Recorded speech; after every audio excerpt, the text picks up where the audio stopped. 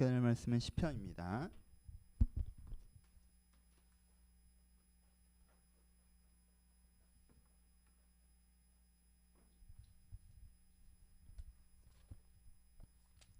시편 11편 1절로 마지막 절 말씀입니다. 시편 11편 1절로 마지막 절 말씀. 다 찾으셨으면 한 절씩 교독하겠습니다. 자, 1절 있습니다. 내가 여호와께 피하였거늘 너희가 내 영혼에게 새같이 내 산으로 도망하라 함은 어찌함인가. 악인이 활을 당기고 화살을 시위에 먹이며 마음이 바른 자를 어두운 데서 쏘려하는도다. 터가 무너지면 의인이 무엇을 하랴. 여호와께서는 그의 성전에 계시고 여호와의 보좌는 하늘에 있으며 그의 눈이 인생을 통촉하시고 그의 안목이 그를 감찰하시도다. 여호와는 의인을 감찰하시고 악인과 폭력을 좋아하는 자를 마음에 미워하시도다. 악인에게는 금을 던지시리니 불과 요한과 태우는 바람이 그들의 잔에 소득이 되리로다. 같이 읽습니다. 여호와는 의로우사 의로운 일을 좋아하시나니 정직한 자는 그의 얼굴을 배우리다. 아멘. 우리가 살아가다 보면 삶에서 인생에 대해서 어떤 문제의식을 갖고 그 문제의식에 대한 대안을 세우고 그 대안에 따라서 대응하면서 살아가는 것이 우리의 삶의 기본적인 방식이라는 것을 우리가 기억하고 있을 것입니다. 그렇죠? 대부분의 사람은 자기 인생에 대해서 그냥 아무 생각 없이 닥치는 대로 살지 않습니다. 대부분 내 삶의 문제의식을 가지고 무엇이 문제인지 생각하고 대안을 세우고 그것을 실행하는 과정들을 겪는다는 거예요. 근데 이렇게 건강하게 우리가 인생을 대응하면서 살아가다가 정말 문제가 생길 때가 뭐냐 하면 나는 이게 문제여서 이런 대안을 세웠는데 이게 바른 대안이 맞나? 라는 분을 흔들릴 때 참 우리 가운데 참 문제가 생깁니다. 그렇죠? 내가 이런 문제가 있어서 이렇게 대안을 세웠어요. 그래서 그 대안을 내가 그래도 일주일이고 한 달이고 그리고 두 달이고 혹은 길게는 1년이고 내가 실천해 왔습니다. 내 인생을 이렇게 대응해 나가겠다. 근데 막상 그 기간이 길어졌는데도 불구하고 내가 잘못했나? 라는 생각이 들 때 이걸로는 해결이 안 되는 건가? 라는 생각이 들 때 우리는 일정한 패닉에 빠지게 되죠. 그렇죠?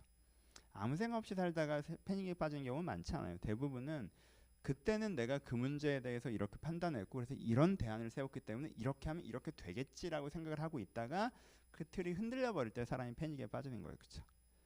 또 오늘 이 시인도 사실 그런 마음 가운데 있지 않았나라고 생각됩니다. 시인이 어떻게 고백합니까? 내가 여호와께 피하였거늘 이라고 고백하죠. 그렇죠? 이 시인이 뭘 했어요? 여호와께 피하였거늘 이라는 게 뭐예요? 그가 문제가 생겼는데 거기에 무엇을 대안으로 삼은 거예요?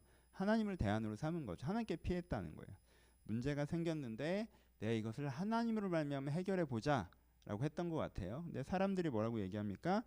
너희가 내 영혼에게 새같이 내 산으로 도망을 함은 어찌함인가 라고 표현합니다. 그렇죠? 너희가 내 영혼에게 뭐라고 얘기해요? 새와 같이 내 산으로 도망을 함은 어찌함인가 라고 표현해요. 난 하나님께 피했는데 사람들이 뭐라고 하는 거예요? 야, 하나님께 피하면 어떻게 산으로 도망을 가야지 라고 얘기를 하는 거죠. 그렇죠? 사람들이 얘기하는 대안이 있는 거예요. 그 대안은 꽤 합리적이어 보이는 대안이었던 것 같아요. 그 다음 절에 뭐라고 해요? 이 사람의 상황이 악인이 활을 당기고 화살을 시위에 먹이며 마음이 바른 자를 어두운 데서 쏘려 하는도다.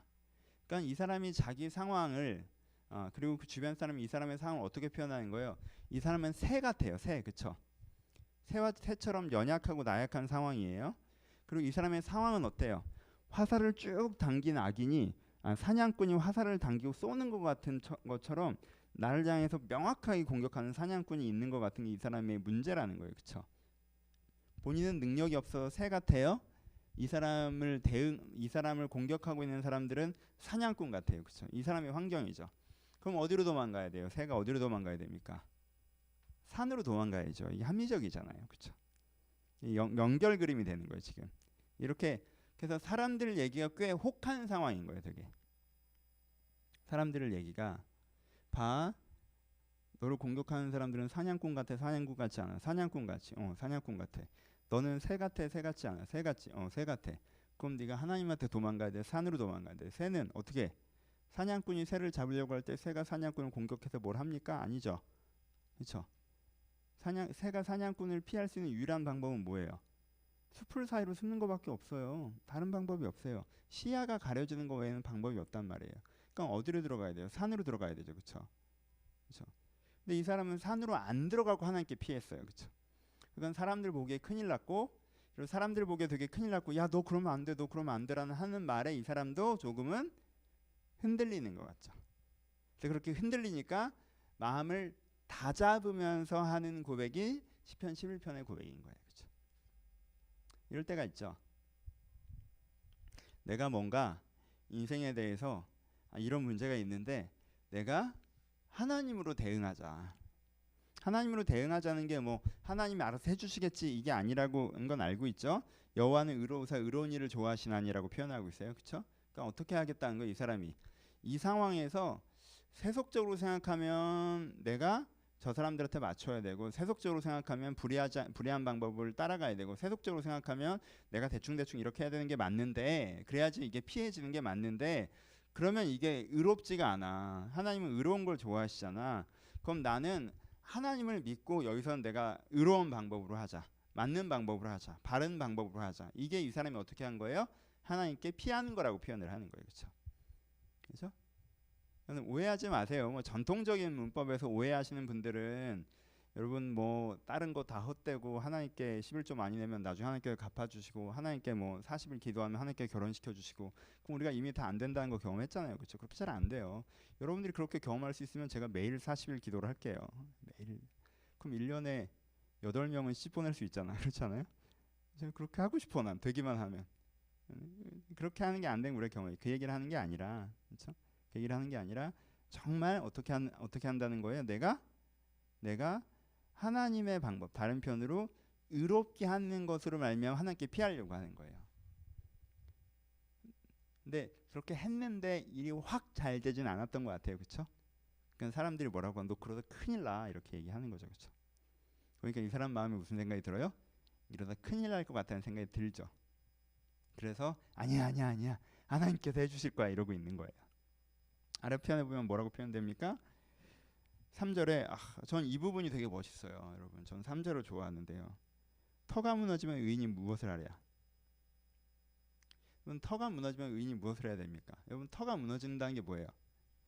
내 밑바닥이 무너진다는 거죠. 그렇죠? 그러니까 이 사람의 상황이 만만한 상황이 아니에요. 나는 새고 나를 쏘는 사람들은 사냥꾼이야. 이것도 만만치 않죠? 근데 그 다음에 뭐라고 표현해요? 터가 무너지면 의인이 무엇을 하랴? 여러분 내 터가, 내가 살아가고 있는 내 터전, 내 직업, 내 상황, 내 인간관계, 내 평판, 내가 생각해 이게 내가 버티고 살아가는 내 밑바닥이랬던 내 터가 무너지면 의인이 어떻게 해야 됩니까? 이거 되게 멋있는 구절인데, 터가 무너지면 의인이 어떻게 해야 된다는 거예요?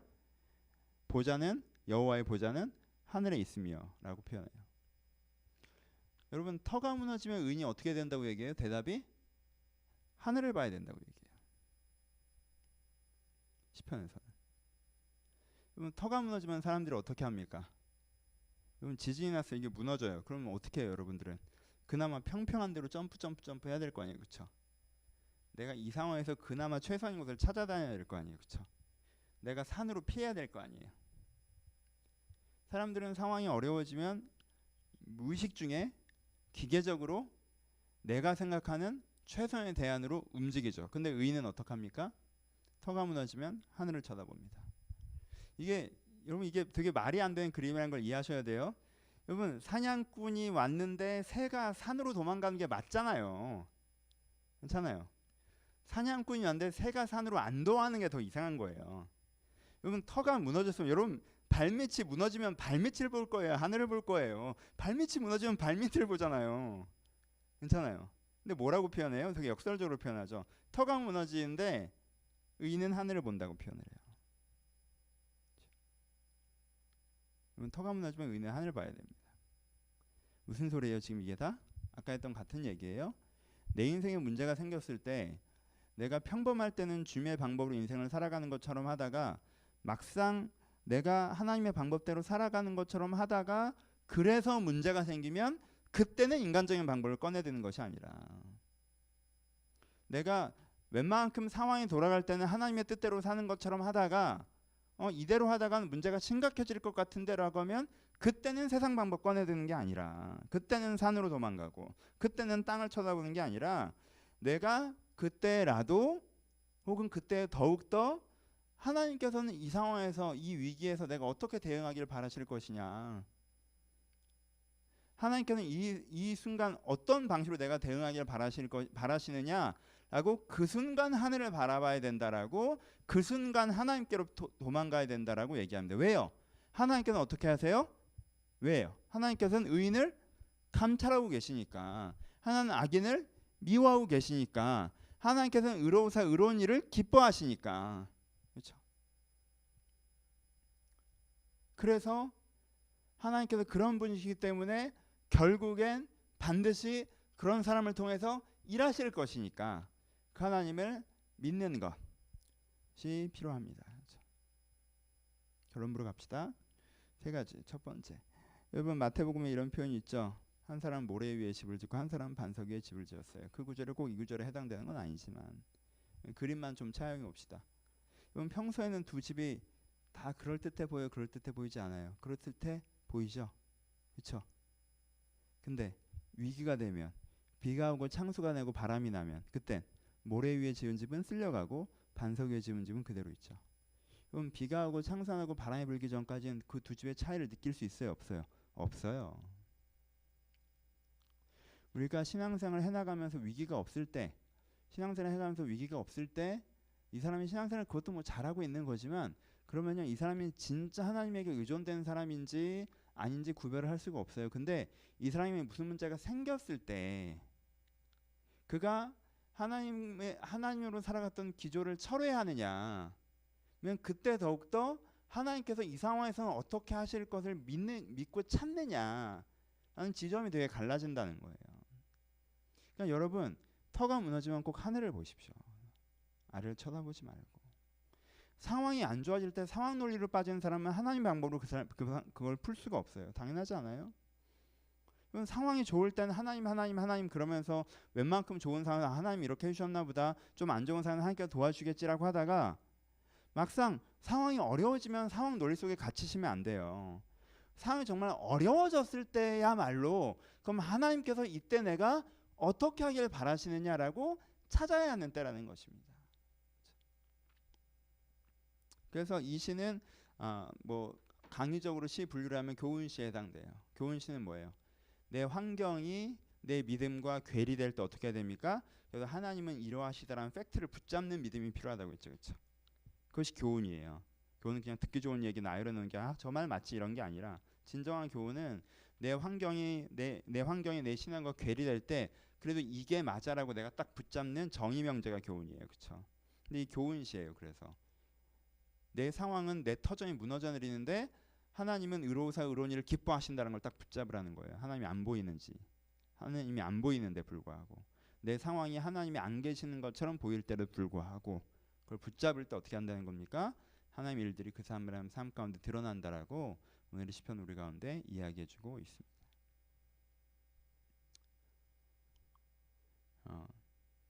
주일에도 이 예화가 있는데 그냥 해보죠. 약간 민망한 자기 자랑이 들어간 예화라 오늘도 하고 주일도 하죠. 난 자랑하는 거 좋아하니까. 제가 오늘이 몇 년이에요? 올해가 2016년인가? 2016년이 저한테 특별한 한 해, 아니 사소한 거지만 되게 특별한 한 해인 것 중에 하나가 뭐냐면 제가 평생 턱걸이를 하나도 못 하다가 올해 턱걸이를 했습니다. 이게 제 인생의 작은 승리예요. 물론 되게 초라한 자랑인 건 나도 알고 있어요. 그런 눈으로 쳐다보지 마세요. 막상 하기 어려워요. 턱걸이 어려워요. 그렇죠? 제가 지금 되게 많이 해요. 지금 한 7개 정도 해요. 잘하죠. 그렇죠? 제가 올해 턱걸이를 해야겠다고 결심을 했어요. 왜냐하면 헬스 끝나고 근데 갈 시간도 없고 근육 운동을 해야겠는데 제일 쉬운 게 턱걸이인 것 같아요. 왜냐하면 우리 집 아파트에서 엘리베이터 내려서 나오자마자 철봉이 있거든요. 그러니까 들어갈 때 한 번 나갈 때 한 번 하면 기본 근육 운동은 되지 않겠나라고 해서 턱걸이 했습니다. 제가 지금 요즘에 7개 정도 해요. 늘고 있어요. 계속. 자랑스러워요. 자랑하려고요. 그럼 턱걸이 하는데 되게 어려운 게 뭔지 아십니까? 턱걸이 하는데 제일 어려운 지점이 턱걸이 하려면요 처음에 하면 이거 절대 안 올라갑니다. 워낙 힘이 좋으신 분들은 올라가시겠지만요 처음에 이렇게 하잖아요. 그럼 안 올라가요. 그래서 턱걸이 하려면 맨 먼저 해야 되는 게 뭐냐면요 매달려 있어야 돼요. 근데요 그게 그렇게 슬퍼요. 나는 지금 철봉 운동을 한답시고 지금 놀이터에 와서 사람들도 왔다 갔다 하는데 거기서 이제 하나 이렇게 내가 이렇게 멋있게 이렇게 당겨야 되잖아. 그렇죠? 근데 이렇게 한 반 정도 당겨진 상태에서 이게 안 올라가는데 이 상태로 힘을 최대한 주고 버텨야 돼요. 그러다가 놓고 이렇게 당기고 놓고 당기고 놓고 이걸 해야 돼요. 이걸 하고 집에 들어가면 내가 운동을 했는지 안 했는지 잘 모르겠고, 제일 큰 게 뭔지 알아요? 이런다고 되는 게 맞는지 잘 모르겠는 거예요. 정말 이렇게 매달려 있으면 턱걸이가 되나? 아니 블로그엔 그렇게 나와 있던데 정말 이렇게 매달리는다고 되나? 여러분 그 의구심을 가지고 한 달 동안 매달려 있는 거예요. 매달려 있다가 내려오고. 그래서요 놀이터에 사람이 있을 땐 못해요. 부끄러워서. 왜냐면 그 사람이 나랑 아무 상관도 없지만 왠지 이렇게 해서 하면 이렇게 올라가야 될 것 같은데 못 올라가니까. 그렇잖아요. 한 달 지나니까 하나가 올라갑니다. 저는 깜짝 놀랐어요. 진짜 이게 이렇게 되더라고요. 여러분 2010 내가 43살 처음으로 이게 이렇게 당겼는데 이렇게 된 거, 이거 내가 어땠겠어요. 내가 고등학교 때 체력장애도 하나도 못 쓰는데 내가 얼마나 기뻤는지 몰라요. 하나가 된 거에. 그래서 그렇게 한 달 하니까 또 서너 개가 되더라고요. 그렇게 한 달 하니까 4-5개가 되더라고. 근데 여러분 4개를 넘어가면서부터는 쉬워졌어요. 왜요? 이대로 하면 몇 달 하면 10개까지 갈 거라는 확신 어린 믿음이 생긴 거죠. 그렇죠? 지금 제가 7개를 하는데 전 10개는 해보려고요. 믿음이에요, 제. 그렇죠? 어디가 제일 어려워요, 근데? 매달릴 때가 제일 어려워요. 여러분, 전 신앙생활도 그렇다고 생각해요. 기도를 해보자. 블로그에 기도를 이렇게 하면 된다고 나와 있어, 그렇지? 목사님이 이렇게 주일 설교에 얘기하고 이렇게 얘기를 해주잖아요. 기도를 이렇게 하래. 기도를 맨 처음에 하려면 뭐 이렇게 해야 돼요. 이렇게 매달려 있어야 돼요. 매달려 있는 게 이게 턱걸이를 한 거예요, 안 한 거예요? 굉장히 광의적으로는 턱걸이 했다고 볼 수 있지만 협의적으로는 턱걸이 했다고 볼 수 없죠. 기도도 그 과정이 있어요. 내가 기도를 한 건가? 내가 기도를 한 건가? 근데 이제 매달려 있다 보면 하나가 쑥 올라가요. 어느 날 기도가 딱 된다는 거예요, 진짜. 여러분 삶도 마찬가지입니다. 주인과 함께 더불어 살아간다. 이게 얼마나 진짜 턱걸이 같은 존재입니까? 43년 동안 턱걸이는 저한테 개념이었지 삶이 아니었어요. 이게 안 되는 거예요. 그건 원래 몇 번 해봤어 안 되는 거예요. 근데 주인과 더불어 산다. 이것도요 진짜 안 되잖아요. 신앙생활 해보면 안 되는 것 같아요. 뭐 이게 뭔지도 잘 모르겠고 그렇잖아요. 어떻게 될지도 잘 모르겠고. 근데 블로그에 뭐라고 나와 있어요. 하나님과 더불어 살려면 네가 살면서 이렇게 해보라 나와 있어요. 근데 처음에 그걸 하면 됩니까? 안 돼요. 여러분 대부분의 사람들이 턱걸이 하다가 그만둔 이유가 뭔지 아세요? 몸속에 턱걸이를 할 수 있는 근육이 내포되어 있지 않기 때문이 아니에요. 그 매달려 있는 기간을 견디지 못해서 그러는 거예요. 우리는 누구나 턱걸이를 할 수 있는 근육을 하나님께서 우리 몸에 내장해 주셨어요. 근데 우리는 경험으로 43년 동안 한 번도 본 적도 없고 느낀 점도 없고 경험한 적도 없기 때문에 존재하지 않는다고 얘기하고 싶죠. 내가 하려고 해봤는데 실패했기 때문에 안 되는 거라고 얘기하고 싶죠. 내가 한두 번 해본 것도 아니라 1주일, 2주일 해봤기 때문에 진짜 안 된다고 얘기하고 싶을 거예요. 근데 조금 더 매달려 있으셔야 됩니다. 내가 하나님을 대안으로 삼고 나서도요. 내가 하나님께 피하여서 문제가 확 해결됐으면 누가 감히 나에게 산으로 피하라고 합니까? 누가 감히 나에게 하나님께 피해야 되는 거구나 다 이렇게 얘기하지. 내가 주님 따라가는데 내 발밑이 안 무너지면 지난주에 설교했던 것처럼 그의 길은 높고 곧아서 악인들처럼 내 인생길이 높고 곧으면 누가 감히 나한테 얘기를 하고 내가 왜 의구심이 들겠습니까? 그렇죠? 내가 하나님께 딱 뛰어들기만 철봉을 잡기만 해서 쓱 올라갔으면 내가 하나님의 뜻대로 싹 살기 시작하고 기도하기 시작하고 예배드리기 시작하고 뭔가 시작만 해서 뭐가 확 되면요. 그러면 누가 그걸 못하겠어요. 그렇죠? 다들 했겠죠. 근데 우리한테는 무슨 기간이 있다는 게 매달려 있음의 기간이 있다라는 거예요. 그렇죠? 오늘 설교 들으신 분은 주일날 늦게 오셔도 돼요. 아니면 일찍 왔다 가시든가. 내가 요 얘기를 그대로 하기 때문에. 내가 같은 주제인데 예화를 2개를 찾을 여력이 없었어. 이걸로 할 거예요 그냥. 그럼 그 과정이 있어요. 그때 놓지 마세요. 하나님께 피했다가 산으로 피할 상황이 되니까 또 산으로 피하잖아요. 그럼 그 사람은 전도자가 됩니다. 하나님께 피해봐야 안 된다라고 말하는 전도자가 돼요. 주님 뜻대로 하다가 발밑이 무너져서 땅으로 확 시선이 꽂히고 하늘을 안 쳐다보고 그때 땅을 쳐다봤던 사람은요, 야 주님 뜻대로 하는 거 굉장히 그 몽상적인 생각이라고 전도하기 시작해요. 턱걸이 2주 동안 매달려 있다가 그만둔 사람은요, 야 그거 매달려 봐야 안 된다라고 선언하고 다니기 시작해요. 지가 좀 더 매달려 있어야 되는 건데. 그리고 조금 더 매달려 있어야 된다는 거예요. 이 사람이 어디까지 매달려 있었겠습니까? 주변 사람들이 너 하나님 방법대로 하다가 너 큰일 났다. 빨리 산으로 도망가라. 야 지금 발밑이 다 무너졌는데 지금 너 어디 쳐다보고 있냐? 너 발밑 쳐다봐야지. 네 상황이 이렇지 않냐? 네 환경이 이렇지 않냐? 라고 얘기하지 않았겠어요? 근데 그런 이야기를 듣고 이 사람이 흔들리기 때문에 이 시를 쓰는 거예요. 그 얘기를 듣고 그 심령이 흔들리기 때문에 이 시를 쓰고 있는 겁니다. 그렇죠? 여호와는 의로우사 의로운 일을 좋아하시나니 라고 고백하고 있는 것입니다. 말씀을 마칩시다. 우리 같은 거리라는 게 있어요. 거리. 어떤 거리? 내가 턱걸이를 하기로 결심하고 하나가 되기까지 한 달이라는 거리가 있어요. 여러분, 요거 하나 하기에도 한 달이라는 거리가 있어요. 이거 하나 하는데도, 내가 내 무게를 견뎌내는 거 하나 하는데도 한 달이라는 거리가 있습니다.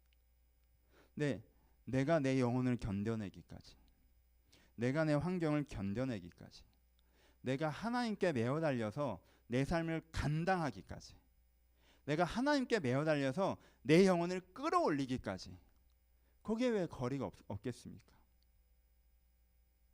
우리가 중간에 놓아버리고는 안 된다라고 전도하는 전도자가 되지 마시고, 여러분 그것을 이래서 돼? 이렇게 해서 되긴 되는 거야?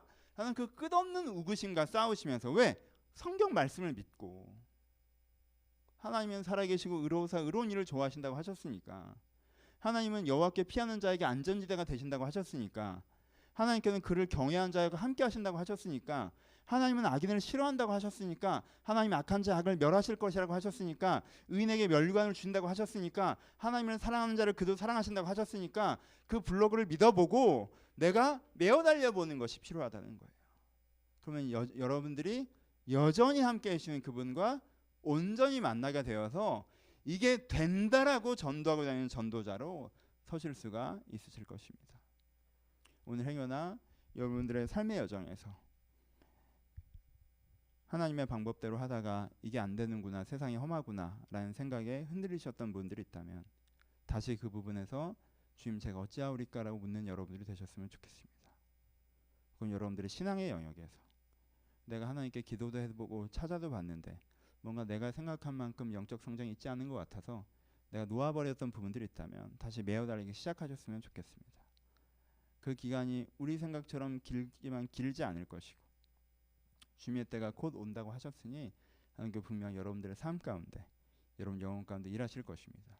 그러니 주님을 놓지 마시고 주님께 매어 달려 산으로 도망하는 자가 아니라 하나님께 피하는 자, 의인이 바닥이 무너질 때 하늘을 바라보는 그 의인, 그렇게 시편의 기자처럼 다시 한번 여러분들의 무너지는 발밑이 아니라 하늘을 바라보시며 주님과 함께한 여러분들 되시 주님의 이름으로 축원합니다. 기도하시겠습니다.